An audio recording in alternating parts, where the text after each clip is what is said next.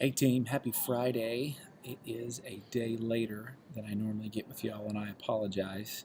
We got into St. Louis yesterday afternoon, and it was nonstop at the conference when we got here. And I got up a little bit early this morning because I wanted to hang out with you. I certainly didn't forget you.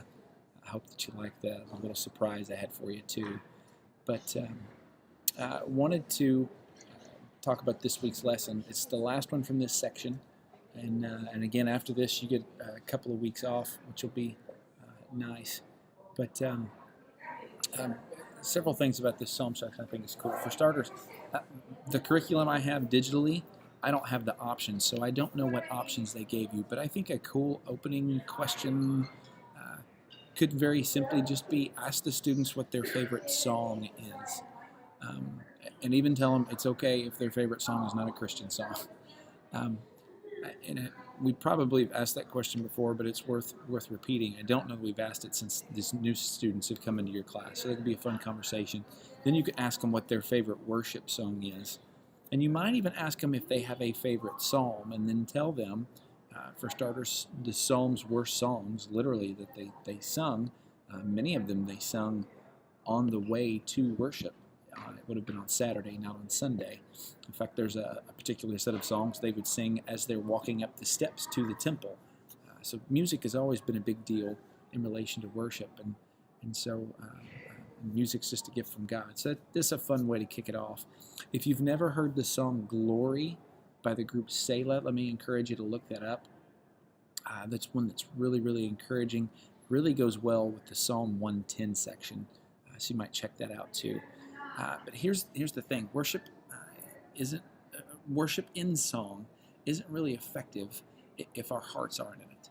And what I mean by that is it's so easy for us to, particularly when we hear a song that we've heard a lot, for our brains just to sort of go into neutral, and our lips are expressing the words because we know them, but our hearts aren't engaged, and we're certainly not thinking about what it is that we're singing and saying to God. And so it ends up becoming almost a worthless effort. And by the way, the same thing can happen with our scripture reading too. If we're really not engaged with what we're doing or what we're reading, we're not. I don't want to say we're wasting our time. It's better than any number of other things that we could be doing, but we're certainly not maximizing what the Lord intended those times of worship, whether it's in scripture or in song or in service. We're not maximizing those times like He wants us to. And so that's why Psalm 1 is so cool, and I really like that section after, at least the way it presents itself digitally. You get the passage and the section just under it where it talks about, what did it call it? I don't have it in front of me again. The celebrate section. Sorry, there it is. The celebrate section. The second paragraph in that section is such a really cool flow chart for really kind of how worship is supposed to go. It starts in our hearts and it expresses in our mouths, and that changes the way that we live. And so walk the students through that. I think that's something that they can wrap their fingers on. We want to dive deep into the Psalms. The Psalms are kind of hard to understand at times, but there's some good stuff we can glean from for sure. So I just thought this was funny. At one point, it makes the statement that the Psalms was Jesus's hymn book, and I kind of want you to ask the students if they even know what a hymn book is, because I bet most of them don't. So anyway, that's just a little fun aside. We have a lot of students that are very arts-minded. They like to express themselves in writing or in singing. Help them understand that's what the Psalms are. David in particular, but a lot of the psalmists, that's what they were doing. They were just expressing their hearts to God in their music and in their writing. And that's the value of them. And help them know that they can do this too. We would love for them to do it. The last thing I would say is the section in Psalm 110. We just got out of a pretty hefty election cycle where there was a lot of anger expressed over the rulers that we have in place. And that's normal. Maybe the expressions of anger are not normal. That part's getting worse.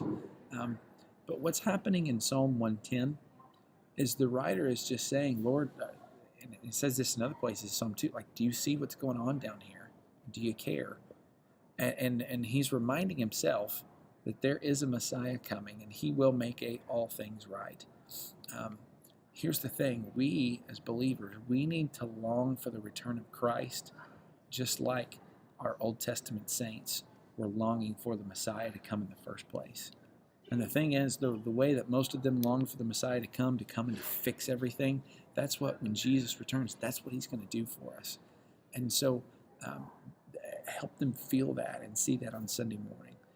Last thing, I would check out Mark chapter 12, verses 35 through 7. That's one of the points where Jesus is actually quoting from Psalm 110. And he's helping them understand, hey, this is about me.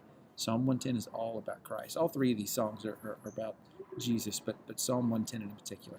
Guys, I love y'all. I really am sad I'm not going to be with you on Sunday. Pray for me and praying for y'all, and we will see you soon. Bye.